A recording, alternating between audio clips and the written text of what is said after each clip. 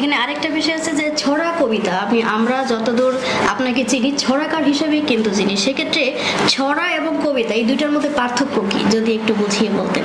মানে ছড়া এবং কবিতার মধ্যে পার্থক্য। ছড়া আসলে ছড়াটা হলো আপনার আমাদের এই বাংলা সাহিত্যে, আমরা শুধু না সারা বিশ্বের যত ছড়া আছে সেটা মানুষের মুখ থেকে উচ্চারিত হয়েছে প্রথম লুকোছড়ার মাধ্যমে, ছন্দের মাধ্যমে, লুকোছড়ার মাধ্যমে। এটা ছন্দায়নের কারণে এটা আকর্ষণ বেশি থাকে। হাট্টিমা টিম টিম তারা মাঠে পারে ডিম, তাদের কারা দুটো সিং, এই যে ছড়া শিশুদেরকে আকর্ষণ করার জন্য এই ছড়াটা কে লিখেছে আমি জানি না, এটার লেখক পাওয়া যায় না। তারপরে আরো এরকম আছে কুকন কুকন ডাক পারি, কুকন গেল কার বাড়ি, এই ধরনের লেখা আর কোনো লেখক নেই। এটা ব্রিটিশ বিরোধী একটি কবিতা, কবিতা পদ্ম। এখন আপনি বলছেন কবিতা ছড়ার পার্থক্যটা, ছড়ার পার্থক্যটা এটা হলো ছড়া হবে ছন্দায়ন, বৃষ্টির মতো শব্দ হবে, আওয়াজ হবে, মানে তাল থাকবে, লয় থাকবে, মাত্রা থাকবে, কোথাও চটকেবে না, এরকম একটা বিষয় থাকে। আর কবিতার বিষয়টা হলো শুধু কবিতা, যেটা আবার কবিতা পদ্য আছে, কবিতা পদ্মও কিন্তু একটা বিষয়, কবিতা গদ্য আছে, যেটা আমি গদ্যের কথা বলতে চাইতেছি। কবিতা গদ্যের মধ্যে পার্থক্য এটাই যে আপনি এটাকে আপনার একটা কবিতা গদ্য মানে কি একটা গল্প, এটাকে যত অলংকার করা দেওয়া যায়, যত সুন্দর করে গুছিয়ে শব্দ দিয়ে সাজানো যায়, এটার কোনো ছন্দের প্রয়োজন হয় না।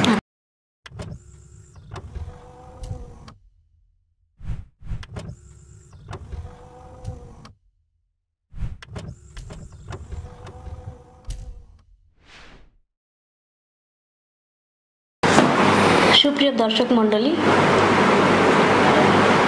তারাল বিচিত্রা টিভির লাইভ আড্ডায় যুক্ত হয়েছি আমি মতিয়ারা মুক্তা, এবং আমার সাথে যিনি আছেন তারাল বিচিত্রা টিভির প্রতিষ্ঠাতা, কবি, সংগঠক, সাংবাদিক, ছড়াকার সাদিকুর রহমান রতন।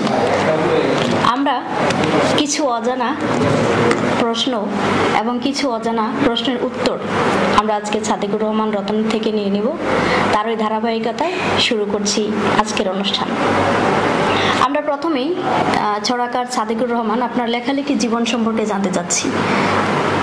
আপনার লেখালেখি জীবনটা কত বছর থেকে শুরু এবং এই পর্যন্ত কতগুলো প্রকাশনা আছে? ধন্যবাদ মতিয়ারা মুক্তা, আজকের তারাল বিচিত্রা টিভির উপস্থাপক, এবং শুভেচ্ছা জানাচ্ছি তারাল বিচিত্রা দর্শক শ্রোতা যে যেখান থেকে দেখছেন সবাইকে। তারাল বিচিত্রা টিভি এবং আমার ব্যক্তিগত পক্ষ থেকে আপনাদেরকে শুভেচ্ছা জানাচ্ছি। তো আজকে আমার যে প্রশ্নটি করেছেন মতিয়ারা মুক্তা, এটা অনেকেই করে থাকেন না। আসলে লেখালেখি বিষয়টা প্রথম যেটা বলবো সেটা হলো ক্লাস 9 থেকে একটা কবিতা লিখেছি, অর্থাৎ স্কুল জীবন থেকে। তখন খামখেয়ালি বশতই একটা কবিতা লিখেছিলাম ব্যঙ্গ করে। ব্যঙ্গ করে কবিতা লেখার কারণে আমাকে পুলিশে থানায় আটকে রেখেছিল। সেই ক্লাস 9 থাকাকালীন সময় সেটা ছিল মূলত আমি লিখেছিলাম সমাজ বিরোধী, রাষ্ট্র বিরোধী, স্বাধীনতা বিরোধী একটা চক্রের বিরুদ্ধে। তখনকার সময় যে আমার স্কুলে তারাল পাইলট উচ্চ বিদ্যালয়ের যে অভিভাবক সদস্যবৃন্দ ছিল, মানে নির্বাচিত যে একটা অভিভাবক একটা কমিটি থাকে, কমিটি দ্বারা, এবং কমিটির মধ্যে কিছু আমাদের ব্যক্তিগত জেলাসি পূর্ণ লোক ছিল আমাদের বিরুদ্ধে, আমার ফ্যামিলির বিরুদ্ধে, এবং আরেকটা চক্র ছিল স্কুলের ভিতরে শিক্ষকদের মধ্যে যারা স্বাধীনতা বিরোধী ছিল। এদের সমন্বয়ে আমার এই লেখা কবিতাটাকে, কবি সত্তাটা সেই প্রতিবাদী ছিল, তখন থেকে জেগে ওঠে। ওইটা লিখে আমি শহীদ মিনারের থেকে কিছু দূরে সুতা দিয়ে ঝুলিয়ে রেখেছিলাম দেখানোর জন্য, এটা নজরে পড়ে কিনা এবং এটার প্রতিক্রিয়া কি। তখনই আমার মাথায় কাজ করছিল এটা একটা প্রতিক্রিয়া হওয়ার কথা। তো প্রতিক্রিয়া হয়ে গেল। তখন পুলিশে আমার ডাইকে নিয়ে আটকে রাখলো থানায়। নয় যে পরে আচ্ছা, সেই কবিতাটা কি প্রথম কবিতা ছিল? জীবনের প্রথম কবিতা। জীবনে প্রথম কবিতা লিখেই মানে প্রতিবাদ এবং পুলিশ পর্যন্ত চলে যায়। এবং এটা থানায় নেওয়ার পরে কেউ কেউ আমাকে মানে আমার পক্ষেও ছিল, আমাদের হেডমাস্টার স্যার সুবান স্যার আমার পক্ষে ছিল। তো সুবান স্যার থানায় জানলো যে কি ব্যাপার আপনারা ধরে নিয়ে এসে, তো আমার স্কুলে ছাত্র, তো পুলিশ বলতেছে যে এই মানে একটা কবিতা লেখছে খারাপ এসেই, বলো যে আপনারা কি পড়ছেন? না, আমাদের কাছে কমপ্লেন আসছে। তো একটা বাচ্চা মানুষ কবিতা লেখছে, আপনি শুনে নিয়ে আসলেন, আগে দেখেন কবিতা লেখছে কি, আমরা পড়ি, তাহলে তো এটা ঠিকই বলছেন। পরে পুলিশ এবং ম্যানেজিং কমিটি শিক্ষকরা পড়ে দেখছে যে এটা একটা প্রতিবাদী কবিতা এবং এটা স্বাধীনতা বিরুদ্ধে যারা ছিল, যারা সমাজের বিরুদ্ধে ছিল তাদের বিরুদ্ধে, মুক্তিযুদ্ধের পক্ষের একটা কবিতা। তখন আবার ওরা এদের মধ্যে আমাদের একজন ইয়ে ছিল, মুক্তিযোদ্ধা পরিবারের একজন অভিভাবক ছিল হাবিব ভাই। হাবিব ভাই পরে জিনিসটা বুঝলো যে না, এটা তো আসলে মুক্তিযুদ্ধের পক্ষের, কারণ তার পরিবারও তো 3 জন মুক্তিযোদ্ধা আছে। পরে বিষয়টা তারা আমাকে মুক্তি দিল। এবং তখনকার সময় আমি যেহেতু ছোট, আমার এটা বড় আকারে কোনো প্রচার হয় নাই, নয়তো আজকের দিন হলে মিডিয়াতে প্রচার হয়ে যেত যে এটা এরকম।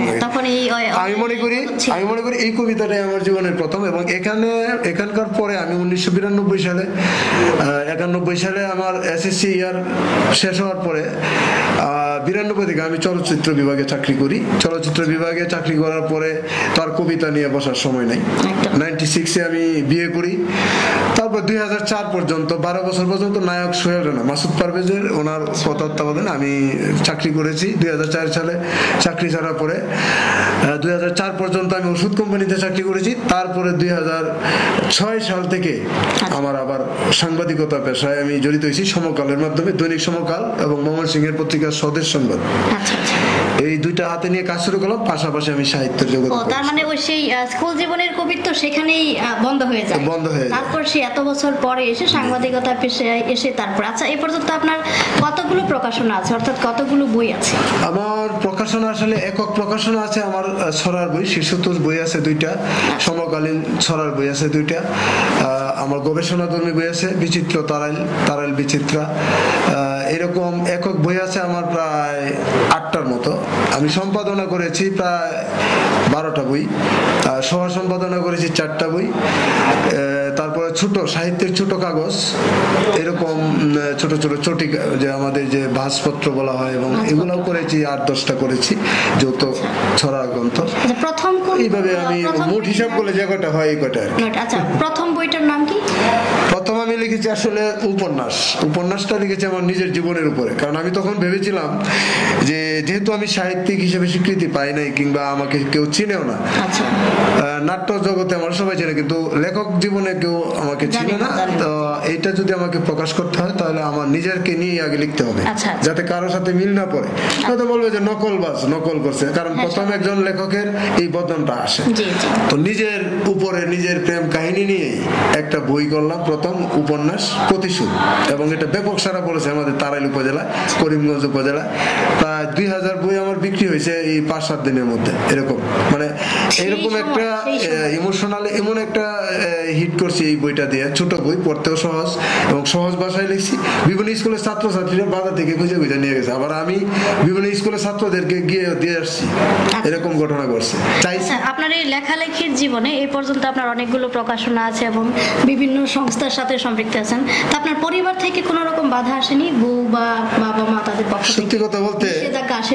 সত্যি কথা বলতে কি, মানে লেখার জীবনে আমার যে স্ত্রী, আমি তো 96-এ বিয়ে করছি, ও আসলে খুবই একজন ভালো মহিলা। সে একজন ভালো স্ত্রী, ভালো মা, ভালো সংসারী মেয়ে, এটা আমাকে স্বীকার করতে হবে। কারণ সে যদি ভালো না হতো তাহলে আমি এত দূর আসতে পারতাম না। আমার তৈরি হতে তার অনেক অবদান আছে। তার এমন হয়েছে যে সে ঋণ তুলে আমাকে টাকা দিয়েছে প্রতিশোধ বই করার জন্য। কিন্তু প্রতিশোধ বই করার পরে যে সে পড়লো, দেখলো যে আমার প্রেম কাহিনী। তো কোন স্ত্রী স্বামীর প্রেমে কাহিনী লিখে তার বউয়ের টাকা দিয়ে বই বের করে আবার সে যে সহ্য করবে, এটা অনেক বিষয়। কিন্তু সে মেনে নিয়েছে যে যা হওয়ার হয়েছে। কিন্তু প্রতিশোধ বইয়ের শেষ যে অংশটা, যে শেষ যে লাইনটা, যে আমরা এখনো ঘুমিয়ে আছি। কার সাথে ঘুমিয়ে আছি? আমার স্ত্রীর সাথে, যে আমার এই বইয়ের জন্য অনুদান দিয়েছে। সেজন্য এই লাইনটা ওরকম ছিল যে আমরা এখন ঘুমিয়ে। শেষে তার উপরেই আসছে যে আমরা এখনো ঘুমিয়ে আছি, আর যার সাথে আমার প্রেম ছিল সে হসপিটাল। আচ্ছা, প্রেম নিয়ে যেহেতু কথাটা উঠেছে, তাহলে প্রশ্নটা আমার আসতে পারে যে আপনি প্রথম কত বছর বয়সে প্রেমে পড়েছেন এবং সেই অনুভূতিটা যদি বলেন। এই কথাটা বললে এখনকার যুগে এটা মানানসই না, কারণ আমরা সাহিত্যিকদের ক্ষেত্রে আমরা তো আসলে আমি আমার এমন একটা, আমি নাম বলবো না, আমি যার প্রেমে পড়েছিলাম এবং যার সাথে প্রেম করেছিলাম, এটা দীর্ঘ সময়, প্রায় 8 বছর। এটা বাল্যকালই বলতে হয়। আসলে একসাথে খেলাধুলা করতাম, একসাথে চলতাম। মানে এটা কত বছর বয়সে বলা যায়? সম্ভবত 8 ক্লাস 7-এ। আপনি কি তখন এটা বুঝতে পেরেছেন যে এটা প্রেম না? কেন জানি বুঝতাম যে সে আমার সাথেই থাকবে, কিংবা আমরা একসাথেই থাকবো সারা জীবন, আমরা একসাথে খেলবো, একসাথে স্কুল আসবো, এরকম মনে হতো। প্রেম বুঝি নাই। পরে যখন ক্লাস 10-এ উঠলাম, সে ক্লাস 8-এ উঠলো অথবা 7-এ উঠলো, তখন আমার মধ্যে একটা মানে প্রেমের একটা বাতাস বইতেছে আর কি, যে না ও তো মানে মেয়েটার পক্ষ থেকে কি কোনো সাড়া আসছিল? তো ভালো লাগা বা মন্দ লাগা কোনো বিষয়? মেয়ের পক্ষ থেকে সাড়া ছিল বলেই তো প্রেম হয়েছিল। এবং উপন্যাসে আমি পুরাটাই 95% আমি প্রকাশ করছি। তার মানে প্রতিশোধ উপন্যাসটা সেই প্রথম মানে যে প্রেমটা, সেটাকে ঘিরেই ছিল। হ্যাঁ, এই প্রেমটাকে ঘিরে আমার জীবনের প্রথম যে কিশোর এবং যৌবনকাল, সেটার ভিতর দিয়ে এই বইটা বের করেছিলাম। এই জন্যই মানুষের কাছে আকর্ষণ ছিল। এবং তারপর আমি মিস কল, অতঃপর যখন মোবাইল যুগ আসলো, সম্ভবত বইটা আমার কাছে আছে কিন্তু পড়ার সুযোগ হয়নি। পড়লে ভালো লাগবে। এবং এই বইটাকে অনেকেই অনেকভাবে নিয়েছে। তারপরে এই বই বের করার পরে আমার উপরে চাপও আসছে, মেয়ের পক্ষ থেকে, আমার পরিবারের পক্ষ থেকে চাপ আসছিল। কিন্তু এটা আমি যাই হোক সামলিয়ে নিয়েছি। ওই মেয়েও সামলিয়ে নিয়েছে, আমার সংসারে যে গিন্নি উনিও সামলিয়ে নিয়েছে। এখন আমার আরেকটা প্রশ্ন আছে আপনার কাছে, যেহেতু আমাদের প্রসঙ্গ এটাই চলে আসছে, আমরা আপাতত এই প্রসঙ্গতেই থাকি। আপনি কি মনে করেন যে নিজে পছন্দ করে, অর্থাৎ প্রেম গঠিত আমরা যেটা বলি, প্রেম করে বিয়ে করার ভিতরে সুখ, নাকি পারিবারিক ভাবে মানে একটা মেয়েকে না জেনে বিয়ে করার মধ্যে সুখ, কোনটা আপনার কাছে ভালো? এটা আসলে আমি ভাবতাম যে প্রেম করে বিয়ে করলে কিংবা প্রেমিকার সাথে যদি সারা জীবন একসাথে থাকা যায়, সেটা সুখের জীবন হয়। এরকমই ভাবতাম। এটা আগের ভাবনা ছিল। কিন্তু প্রেমের ভিতরে, প্রেম করার পরে অথবা প্রেম হওয়ার পরে যে বিষয়গুলি সামনে এসে দাঁড়িয়েছে, এটা সবার জীবনে এরকম হয় না। মান অভিমান এগুলা ছিল আমাদের দুজনের মাধ্যমে, যার কারণে আমরা শেষ পর্যন্ত বিচ্ছিন্ন হয়ে গেছি। কিছুটা পারিবারিক কারণে, চাপের কারণে, কিছু চাহিদার কারণে, কিছু স্বপ্নের কারণে, আমরা দুজনই বিচ্ছিন্ন হয়ে গেছি। এখন কি আপনার এমনটা মনে হয় যে সেই মেয়েটাকে না পেয়ে আপনি এখন পারিবারিক বিয়ে করে শান্তিতে আছেন, বা তাকে পেলে আরো? আমি সে কথাই বলতে চাইতেছি যে আমি এটা বাদ দিয়ে যদি বলি যে আমি আমার বাবার পছন্দে বিয়ে করেছি, আমার স্ত্রীকে আমি কখনোই দেখি নাই, ঠিক আছে? আমার পরিবারে কেউ দেখে নাই, শুধু আমার বাবার কথা সম্মানার্থে তার পছন্দে আমি বিয়ে করেছি। তখন আমাদের দুজনের মধ্যে বিরহ চলছিল, বিরহ চলছিল। তো আমার এই বিষয়টা, তারপরে যে আমি বিয়ে করেছি, আমার বর্তমান যে স্ত্রী আছে তার প্রতি অনেকেই নাকশ ছিল, কিন্তু আমি তাকে মেনে নিয়েছি। তাকে মেনে নিয়েছি এই কারণে, আমার বিয়ের সময়, বিয়ের আগে আমার বাবার সাথে আমার ছোট ভাই গিয়েছিল। তো এই মহিলা আমার ছোট ভাইকে একটা পেয়ারা দিয়েছিল, আপনার ভাইকে পেয়ারাটা দিয়ে। আমি পেয়ারার প্রতি খুব আসক্ত ছিলাম, পেয়ারা লোভী ছিলাম। পেয়ারাটা হাতে পরে আমি চিন্তা করলাম যে মেয়েটা অবশ্যই ভালো, একটা পেয়ারা দিল আমাকে। আমি আমার মনটা, একটা পেয়ারা খেয়ে আমার মনটা গলে গেল।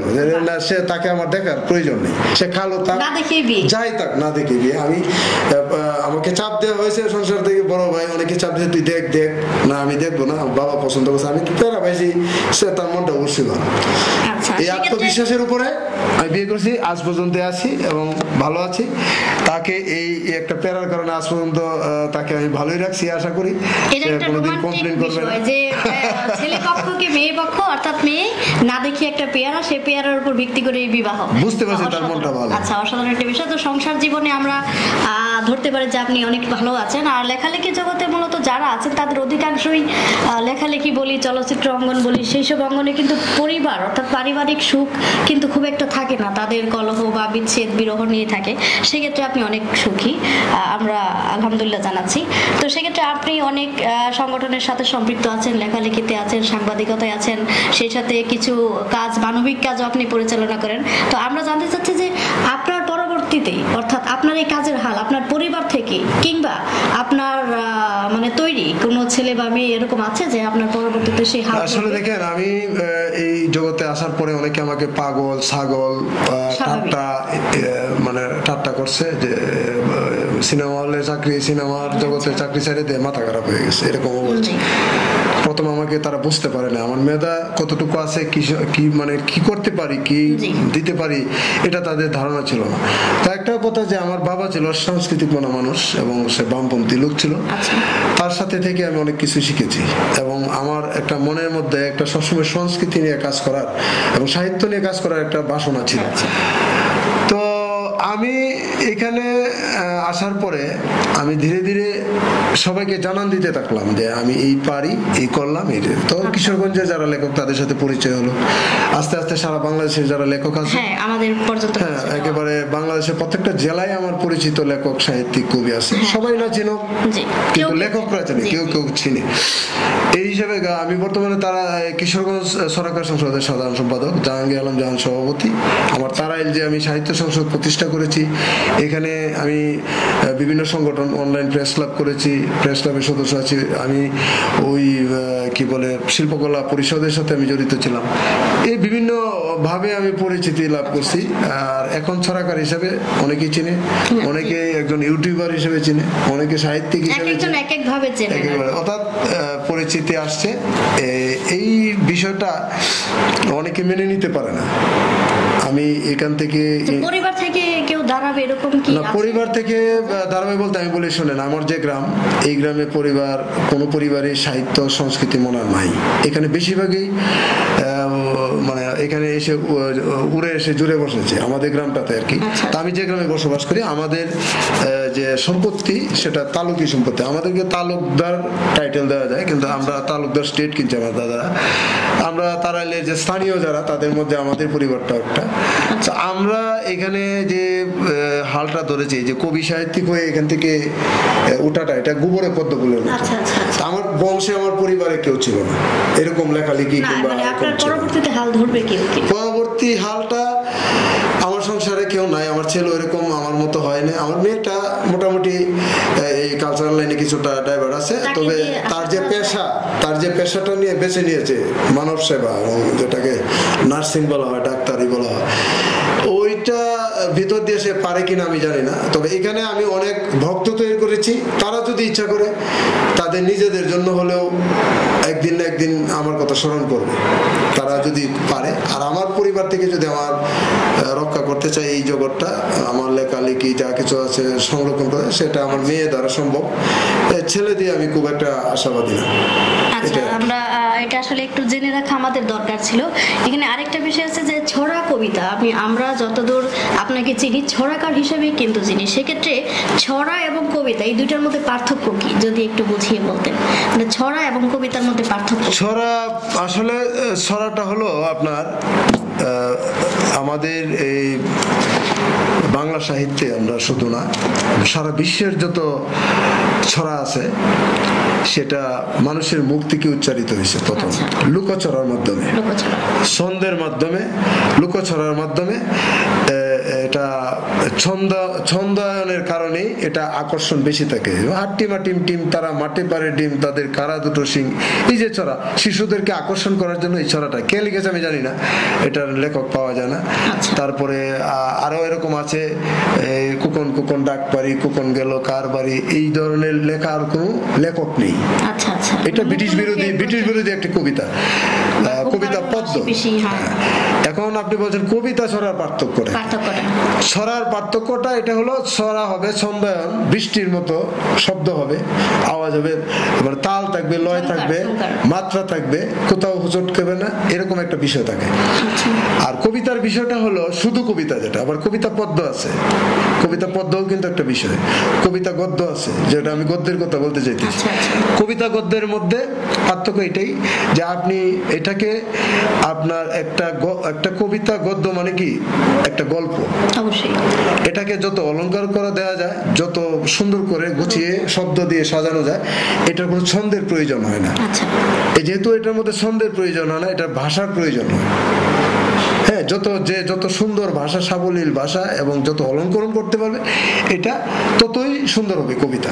কবিতার মধ্যে কোনো ছন্দের প্রয়োজন হয় না, কাজেই কবিতা আর ছড়ার পার্থক্য এখানে, ওটা ছন্দ দ্বারা তৈরি আর এটা শব্দ দিয়ে। ছন্দ ছাড়া কি ছড়া লেখা যায় না? ছড়া হয় না?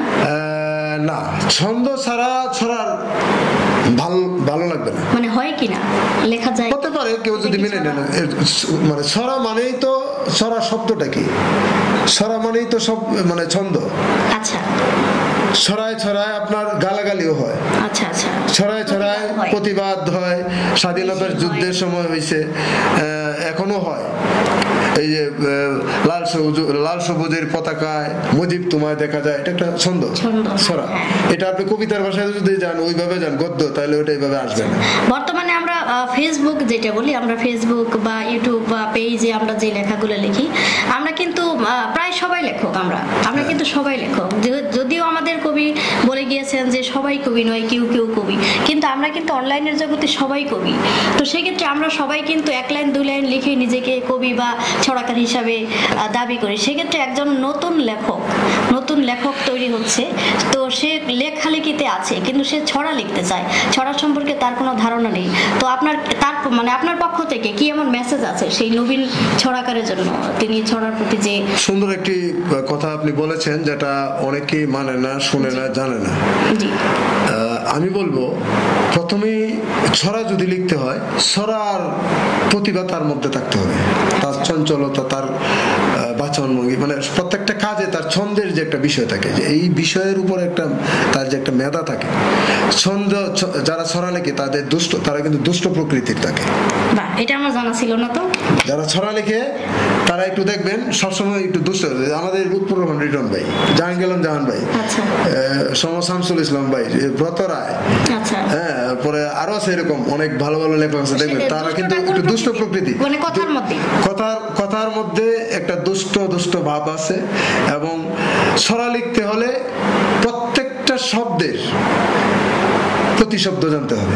আচ্ছা, প্রতিশব্দ জানতে হবে, প্রতিটা শব্দের সমকক্ষ শব্দ জানতে হবে। পানি, ওয়াটার, জল, এরকম একটা শব্দে কিন্তু 5টা শব্দ থাকে, 3টা 4টা থাকে, আরবি, উর্দু, ইংরেজি, অনেক কিছু। বাংলা তো একটা সংমিশ্রণ ভাষা, সংস্কৃতি। তো আপনি একটা পানি দিয়ে মিলতেছে না ছড়ার লাইন, তখন আপনি কি করবেন? কিন্তু পানি এখানে দরকার, কি করবেন আপনি? ছড়ার লাইন ছন্দ মিলাইতে গেলে আপনার সেক্ষেত্রে জল দিতে হবে, জল না হলে ওয়াটার দিতে হবে, ওয়াটার না দিলে আরেকটা কিছু আছে মেলার ক্ষেত্রে। তাহলে আপনি যদি আপনি জল অথবা পানির উপর পরে যদি আর কিছু না জানেন, তাহলে তো হবে না। তাহলে আপনি এই ছড়া লিখবেন কিভাবে? প্রত্যেকটা ছড়ার ক্ষেত্রে আপনাকে প্রতিশব্দ জানতে হবে, এটা বিপরীত শব্দ জানতে হবে, এবং উল্টায়া পাল্টায়া ঘুরায়া আপনি যে এই ছন্দটা তৈরি করবেন, অন্তমিলটা তৈরি করবেন, এটার মাত্রা ঠিক থাকতে হবে। যেমন মাত্রা বৃত্ত ছড়া আছে, অক্ষর বৃত্ত ছড়া আছে, স্বরবৃত্ত থাকে, এই ধরনের। স্বরবৃত্ত ছন্দ সম্পর্কে না, এটা সময়ের ব্যাপার, এটা আমাদের যে টকশোর যে সময়টা, এই সময় আপনাকে বোঝানো যাবে না। ছড়া আমি বলি কয়েকটা অপশন আছে, আমি বলি আপনার। এটা হলো যেমন ছড়ার মধ্যেও ভাগ আছে, যেমন বাবুরাম সাপুরে কোথা যাস বাপুরে, আই বাবা দেখে যা দুটি সাপ রেখে যা, আই বাবা দেখে যা দুটি সাপ রেখে যা, এই যে ছন্দ, এটা নিরেট একটা ছড়া, বুঝছেন? কিন্তু আই ছেলেরা আই মেয়েরা ফুলতলিতে যাই, এটা কিন্তু নিরেট ছড়া না, এটা ছড়া পদ্ম, বুঝছেন? এখানে আপনি যদি বিশ্লেষণ করতে যান সময়ের ব্যাপার হবে, কোনটা স্বরবৃত্ত কোনটা ছন্দ। সেটা আপনি এই তালে আমি আপনাকে অন্য সময় আমি কাগজে বুঝাই দিতে পারবো, কিন্তু এখানে টক শোতে বুঝাইতে গেলে আমার অন্য সময়টা চলে যাবে। তো এখানে অক্ষরবৃত্ত, স্বরবৃত্ত, মাত্রাবৃত্ত, ঠিক আছে, এই বিষয়গুলা জানতে হবে ছড়া লিখতে হলে। আপনি ইচ্ছা করলে মন গড়া ছড়া লিখতে পারবেন না। আবার অনেকেই আছে এগুলা জানে না, কিন্তু তার মন থেকে ছন্দে মিলে যায়, তৈরি হয়ে যায়, ওটা কথা বলার মতো দেখবেন যে মিলে গেছে। হ্যাঁ, তো এইগুলা জানতে হবে। আর যারা ছড়া নতুন, যারা প্রজন্ম, আমি বলবো আপনারা ছড়া বই পড়বেন এবং যিনি ছড়া বুঝে, মাত্রা, লয়, তাল, অন্তমিল যারা বুঝে তাদের স্বর্ণপূর্ণ, তাদের তালিম নিন। মার পেট থেকে কেউ শিখে আসে না, আমরাও কিন্তু মার পেট থেকে শিখে আসিনি। আমাদের একটা ছড়ার প্রতি আমাদের দরদ আছে, একটা মেধা আছে, ওটাও কাজে লাগে। পাশাপাশি একজন ভালো ছড়াকারের বই পড়তেছি, একজন ছড়াকারের কাছ থেকে আমি তালিম নিব যে আমি আমার কোথায় ভুল আছে দেখেন, ওনার ছড়াটা কোথায় কিভাবে মিলাইছে, আমি একটা লিখলাম এটা কেন হচ্ছে না, এটা নিয়ে ঘাটাঘাটি করতে হবে। এই জন্য ছড়াকারের অনেক সময় তার ছিঁড়ে যায়, অনেক ছড়াকারের কিন্তু তার ছিঁড়ে যায়। হ্যাঁ, ছড়া লিখতে, ছড়া কিন্তু একটা কঠিন বিষয়। একটা মানে বিল্ডিং তৈরি করলে ইঞ্জিনিয়ার তৈরি হয়, রড, সিমেন্ট, ইট, বালু, অনেক কিছু প্রয়োজন হয় না, এটা ছড়ার বেলা এরকম। আমি এরকমটা সাহিত্যের ক্ষেত্রে এরকমটা শুনেছি, যিনি ছড়া লিখতে পারেন তিনি সকল ধরনের লেখাই লিখতে পারেন। হ্যাঁ, তারপরে ছড়াকারের আরেকটা বিষয় আছে, ছড়াকারদের শব্দ ভাঙার খেলা জানতে হবে, শব্দ ভাঙার কারিগর, শব্দ ভাঙতে পারবে এরকম মেধা তার থাকতে হবে। যে ছড়াকার শব্দ ভাঙতে পারবে না সে ছড়া লিখতে পারবে না। আচ্ছা, আমরা অসাধারণ মেসেজ পেলাম এই অনুষ্ঠানের মাধ্যমে। তারাল বিচিত্রা টিভির দর্শক যারা আছেন, যারা নতুন লেখালেখির সাথে সম্পৃক্ত হবেন, তারা অবশ্যই আমাদের ছড়াকার সাদেকুর রহমান রতনের এই তথ্যগুলো, মেসেজগুলো মাথায় রাখবেন, তাহলেই হয়তো বা আমরা নবীনরা ছড়াকার এবং কবি হতে সক্ষম হব। আচ্ছা, আমি যতদূর জানি যে আপনি লাইব্রেরি প্রতিষ্ঠা নিয়ে একটু কাজ করতে চান, অর্থাৎ লাইব্রেরি প্রতিষ্ঠা করতে চান। তো হঠাৎ করে আপনার কেন মনে হলো, যে আপনি বলেছেন আপনার কথায় যে এখানে আপনার বংশের বা আপনার যে সমকক্ষ যা মানুষজন বা জায়গা আছে, তারা কেউ বা কবিতা লেখে না বা সেই বিষয়ে তারা খুব একটা বোঝে না, কিন্তু তারপরও আপনি কেন এখানে লাইব্রেরি প্রতিষ্ঠা করতে চান এবং কেন চান এবং এটার ভবিষ্যৎ পরিকল্পনা কি? সেক্ষেত্রে যদি আপনার কোনো মেসেজ থাকে আমাদের জন্য, যদি কোনো আহ্বান থাকে, সেটাও জানাতে পারেন। আসলে সময়ও কম, আমাদের সময় কমে গেছে, আমি অল্প সময়ের মধ্যে শেষ করব। আমরা যতই চেষ্টা করছি মানুষকে বহিমুখী করতে পারছি না। আমরা কি লিখছি, কি কাজ করছি, ওইদিকে মানুষ নাই। মানুষ অসভ্যতার দিকে যাচ্ছে, মানুষ বিনোদনের মানে অশ্লীল বিনোদনের দিকে যাচ্ছে, এবং মানুষ বই পড়ার অভ্যাস হারিয়ে ফেলেছে। বই শিক্ষকরাও পড়ে না, কোনো অফিসারও পড়ে না, তারা চাকরির জন্য পড়াশোনা করছে, বই পড়ে না বিদায় মানুষ খারাপের দিকে ধাবিত হচ্ছে। এখন আমার কথা হলো, আমরা এত কষ্ট করে লেখাপড়া করতেছি, এই যে আমরা যে ছড়া লিখি, উপন্যাস লিখি, যাই লিখি না কেন, এটাও আমরাও কিন্তু এখনো শিক্ষানবিশ। আমরা লিখছি, তার মানে কি আমরা এখনো ছাত্র, মৃত্যুর আগ পর্যন্ত লিখবো। এখন আমাদের এই লেখাগুলি কোথায় যাবে, কোথায় থাকবে, সংরক্ষণের একটা বিষয় থাকে। আমার মৃত্যুর পরে আমার ঘরে যে ফাইলপত্র আছে, কবিতা, ছড়া, গল্প আছে, যেগুলা অসম্পূর্ণ কিংবা সম্পূর্ণ, এগুলা পারলে আমি মৃত্যুর পরে তো আর এগুলা কেউ পড়বে না, এগুলা মুড়ির দোকানে ঝালমুড়িওয়ালার কাছে বিক্রি করে দিবে, ঝালমুড়িওয়ালাও দেখবে না, পুটলা বানায় বিক্রি করে দিবে। তো আমি চাই আমাদের তারাইলেও অনেক কবি সাহিত্যিক আছে, আগেও ছিল, এখনো আছে, ভবিষ্যতেও থাকবে। প্রত্যেকের এই লেখাগুলি এবং এই বইগুলি যেন সংরক্ষণ করা হয়। এই বাটি অঞ্চলের প্রবেশদ্বার হলো তারাই, এই আঞ্চলিক কবিদের সবার লেখা বই এখানে সংরক্ষণ থাকবে, এখানে সাংস্কৃতিক কালচার চর্চা হবে, এখানে পাঠাগারে আজীবন যত বই হবে সবগুলি মানে এখানে সংরক্ষণ হবে। এই চিন্তা চেতনা থেকে আপনি একটা প্রশ্ন করেছেন যে আমার ভবিষ্যৎকে আমাকে ধরে রাখবে। আমার পরিবারের কেউ না থাকলেও তখন পাঠাগারে আমার বইগুলো থাকবে। আমার বংশে কেউ নাও হতে পারে লেখক, এই বইটার প্রতি আকর্ষণ নাও থাকতে পারে, অথবা যুগে যুগে যুদ্ধ হচ্ছে, এই যে আজকে দেখেন ফিলিস্তিনে, ইরাকে, সিরিয়া, লেবাননে যুদ্ধ হচ্ছে, বই কই আর মানুষ কই আর সাহিত্য কোথায় চলে যায়, একদিন হারায় বিলীন হয়ে যাচ্ছে। তো আমি চাই আমার এই অঞ্চলের সাহিত্য সাহিত্য এখানে সংরক্ষিত থাকবে। এই জন্য আমার জীবনের শেষ ইচ্ছা, আমি যারা দেখছেন আমি তাদেরকেও বলছি যে আমাকে সহযোগিতা করেন, আমি একটি পাঠাগার লাইব্রেরি করে যাই। এখানে কবি নিবাস হিসেবে এটা থাকবে, যত কবি আছে এই দেশের তারা প্রতি বছর এখানে আসবে, আপনারাও আসবেন, এবং একটা অন্তত এক বছরে একবার হলেও তারা এখানে এসে কবিদের সন্তানরা হলেও আইসা এখানে একটা আমি এখানে দর্শকদের উদ্দেশ্যে বলতে চাই যে আমাদের ছড়াকার সাদেকুর রহমান রতনের জন্মদিন উপলক্ষে একটি অনুষ্ঠান করা হয়, যেটা আমরা বাৎসরিক অনুষ্ঠান হিসাবে ধরা যায়। এখানে কিশোরগঞ্জ থেকে বিশিষ্ট কবি, লেখক, সাংবাদিকরা অংশগ্রহণ করে। শুধু তারাইলবাসী নয়, কিশোরগঞ্জ থেকে আসেন এবং টাঙ্গাইল থেকে আমি আসি, এর বাহির থেকেও আসে। তো সেক্ষেত্রে আমরা কিন্তু প্রতি বছর একটি অনুষ্ঠান এমনিতেই পাচ্ছি বাৎসরিক। তো সেক্ষেত্রে যদি লাইব্রেরির কিংবা বইপ্রেমী যদি এরকম কোনো অনুষ্ঠান হয়, সেক্ষেত্রে কিন্তু আরো ভালো হয়। একটা সময় দেখা যাবে যে আমাদের সাদেকুর রহমান রতন তিনি গত হয়েছেন, তার উপর ভিত্তি করে, তার জীবনের উপর ভিত্তি করে আমরা সেই অনুষ্ঠানটা পরিচালনা করতে পারি, অথবা আমরা বছরে একটিবার করে একত্র হতে পারি, সে অপেক্ষায় আমরা থাকলাম। আর সাদেকুর রহমান রতন যিনি একটি সুন্দর, এটি অপসংস্কৃতি না, একটি সংস্কৃতির ধারক হিসেবে একটি লাইব্রেরি গড়তে চেয়েছেন। সেক্ষেত্রে আমরা যারা আছি দর্শক আসনে বা দেশ বিদেশের যারাই আছি, বই প্রেমী কিংবা আমরা নিজেরা করতে পারছি না, তারাও যেন আমরা আমাদের সাদেকুর রহমান রতনকে এই বিষয়ে সহযোগিতা করি। আমাদের পক্ষ থেকেও সহযোগিতা করব আশা রাখছি। আমরা অনুষ্ঠানের একেবারে শেষ পর্যায়ে চলে এসেছি। আমি সর্বশেষ আমাদের ছড়াকার সাদেকুর রহমান রতনকে যে প্রশ্নটি করতে যাচ্ছি, সে প্রশ্নটি হচ্ছে যে আপনি পৃথিবীতে কি রেখে যেতে চান, বা আপনার এমন কি আছে যেটা পৃথিবীতে রেখে যেতে চাচ্ছেন, আমাদের জন্য রেখে যাবেন, এমন কি আছে আপনি এ পর্যন্ত অর্জনের মধ্যে? আসলে এটা একটা কঠিন প্রশ্ন। আমি কি রেখে যেতে চাই? আমি আমার রেখে যাওয়া সম্পদের মধ্যে তো আমার একটা অলরেডি হয়ে গেছে, আমার ছেলে মেয়ে একটা রেখে গেলাম। আচ্ছা, সেটা কি কোনো সম্পদের মধ্যে পড়ে? সেটা সাহিত্যিকের বেলায় সাহিত্যিকরা সবসময় সার্বজনীন হয়ে থাকে। আচ্ছা, এবং ছেলে মেয়ে তো আমরা জানি ওটা সবাই রেখে যায়। আসলে আমরা আমাদের মানে কবিত্ব অনেক সময়, এই যে আমি বললাম 9 বছরের সময় কবিতা লিখেছি। কারো কারো শেষ বয়সেও এই ধরনের মেধা জাগ্রত হয়, মেধা তৈরি হয়, কারো মধ্যম বয়সে হয়। তো আমি তো আমার প্রথম কাজটাই করে ফেলেছি যে আমি বিয়ে করে আমার সন্তান সৃষ্টি করেছি, তারা তাদের মতো চলবে, তারা তাদের মতো। কিন্তু আমি ওই পরিবারের ধারা, আমি এই সাহিত্য জগতে আমি কোনো উপকৃত হবো এটা আমি ভাবি না। আমি চাই ওই বিষয়টাই আলাদা, পরিবার আলাদা। আমি এখন যেটা রেখে যেতে চাই সেটা হলো যে আমার দ্বারা এই তারাইলে যা কিছু হয়েছে, আমি ওই পাঠাগারে এবং এই সংরক্ষণাগারে আমি আমার কর্মযোগ্য সব রেখে যেতে চাই। এবং এটা সকলের জন্য, আমার নিজের কিছু থাকবে না, এটা জনগণের জন্যই করে যাব।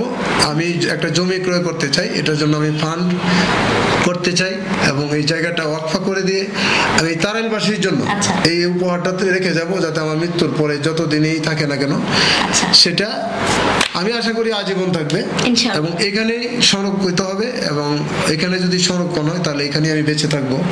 এবং আমি এটাও আশাবাদী যে এই পাঠাগারের পাশে যেন আমার সমাধি হয়। একজন লেখকের, একজন সাহিত্যিকের, একজন ছড়াকারের, একজন সংগঠক এবং সাংবাদিকের এটাই হচ্ছে সব থেকে বড় চাওয়া, যিনি আমাদের জন্য রেখে যাচ্ছেন একটি পাঠাগার, যে পাঠাগারের মাধ্যমে তিনি বেঁচে থাকতে চান এবং তার সমাধি যেন পাঠাগারের সাথেই হয়। কি অসাধারণ চাহনি, কি অসাধারণ চাওয়া, কি দারুণ চাওয়া, কি দারুণ আকুতি। সেই আকুতির মধ্য দিয়েই আজকের এই অনুষ্ঠানে আপনি আমাদের সাথে থাকার জন্য অসংখ্য ধন্যবাদ। আমরা অনেক কিছু জানতে পারলাম, আপনার থেকে অনেক মেসেজ পেলাম। সেই সাথে তারাল বিচিত্রা টিভির যারা সম্মানিত দর্শক আছেন সবাইকে আমার পক্ষ থেকে এবং তারাল বিচিত্রা টিভির পক্ষ থেকে অনেক অনেক শুভেচ্ছা এবং ভালোবাসা জানাচ্ছি। বিদায় নিচ্ছি, আমি মতিয়ারা মুক্তা।